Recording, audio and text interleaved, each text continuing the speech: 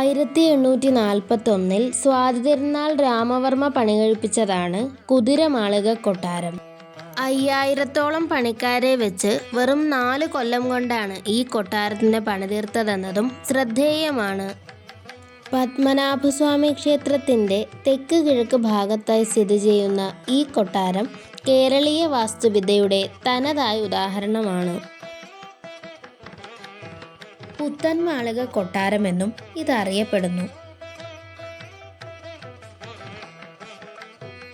പ്രത്യേകമായ കൊത്തുപണികളോട് കൂടിയ മേൽക്കൂരകളും ഒറ്റക്കല്ലിൽ തീർത്ത തൂണുകളും വരാന്തകളും ഒത്തുചേർന്ന ഭംഗിയാണ് കുതിരമാളികയെ വ്യത്യസ്തമാക്കുന്നത്. കൊട്ടാരത്തിൻ്റെ നിലംപണികൾ ചെയ്തിരിക്കുന്നത് മുട്ടയും കരിയും ചേർത്ത മിശ്രിതം ഉപയോഗിച്ചാണ്. പാലസ് 1841 മഹാരാജാവ് സ്വാതിതിരുനാൾ പണിയിപ്പിച്ച കൊട്ടാരമാണ്. അദ്ദേഹം ഈ കൊട്ടാരം കെട്ടി 1 വർഷം താമസിച്ചുള്ളൂ. 1841-45 ഈ കൊട്ടാരം കെട്ടിയ വർഷം. 46 രാജാവ് നാട് നീങ്ങി രാജകുടുംബം ഈ പാലസ് അടച്ചിട്ട് റീഓപ്പൺ 1990 ഹിസ്റ്റോറിക്കൽ മ്യൂസിയമായിട്ട് രാജകുടുംബം പബ്ലിക്കിന് അലോട്ട് ചെയ്തു. ഓരോ മുറിയും ഓരോ തരത്തിലുള്ള കൊത്തുപണിയാണ്. തേക്കും തടി ഈട്ടിത്തടിയും കൊണ്ടാണ് പണി കഴിപ്പിച്ചത്. ഈ ലൈറ്റെല്ലാം അന്നത്തെ ബെൽജിയം ക്രിസ്റ്റലാണ്. പണ്ട് കാലത്ത് ഇലക്ട്രിസിറ്റി ഇല്ല, അന്ന് മെഴുകുതിരി, ഇന്ന് ഇലക്ട്രിസിറ്റി.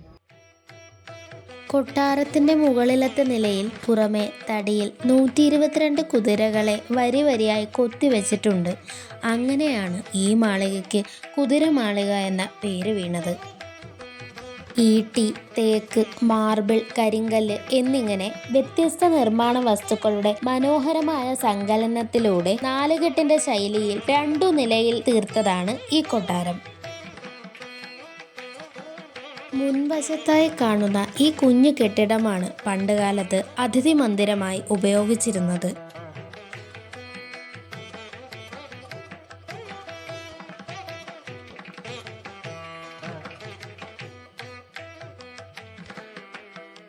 പ്രസിദ്ധമായ മേത്തൻമണി ഈ കൊട്ടാരത്തിൻ്റെ വടക്ക് വശത്തായാണ് സ്ഥിതി ചെയ്യുന്നത്.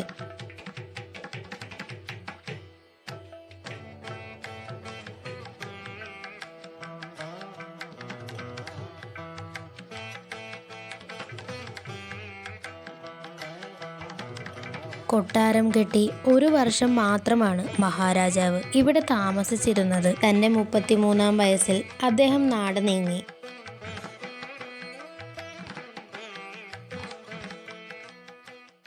My name is Dipankar Goswami. I am working in LICI, Calcutta. It's a really art of work. And we understand in ancient time how our architecture is so developed and so enriched. After seeing this, we can realize that. It's an excellent art of work. Architecture, sculpture, paintings. It's excellent.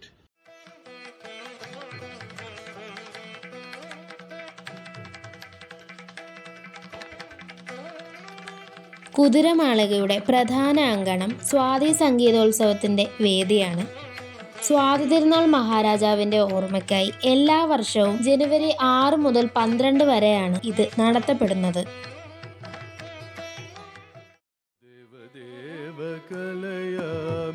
ते चरणाम्बुज सेवनं देवदेव कलयामि ते चरणाम्बुज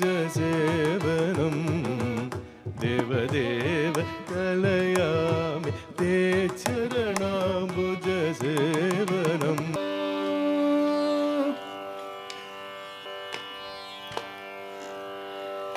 सन्ददर्श भूसुरमणिरपि च हर्म्यजालम् सन्ददर्श भूसुरमणिरपि च हर्म्यजालम् सन्ददर्श भूसुरमणिरपि च हर्म्यजालम्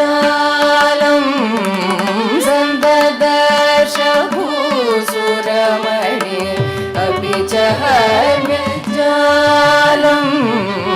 सन्ददर्श भूसुरमणिरपि च हर्म्यजालम्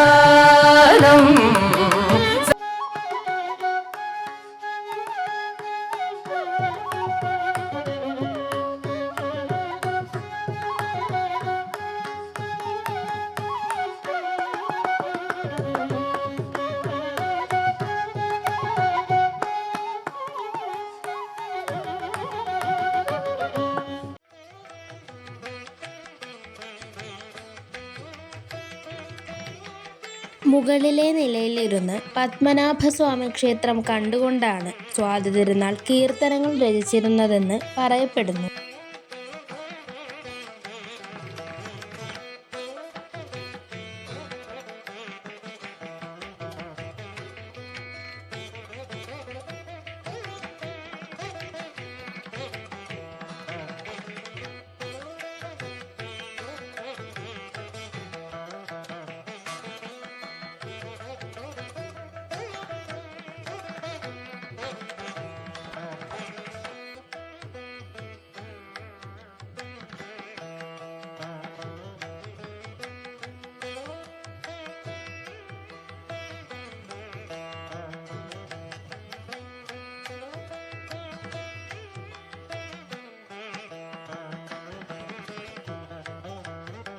ഇതിൻ്റെ ഒരു ഭാഗം ഇപ്പോൾ മ്യൂസിയമായി ഉപയോഗിക്കുന്നു.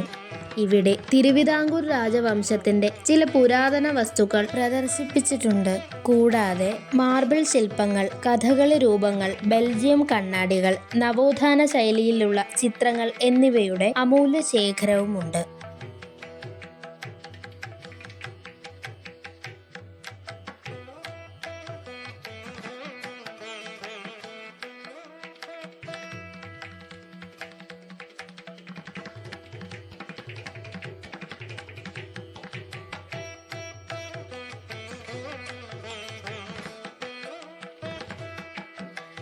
ഇവിടെ നിന്നും പത്മനാഭസ്വാമി ക്ഷേത്രത്തിലേക്ക് ഒരു രഹസ്യ വഴിയുമുണ്ട്.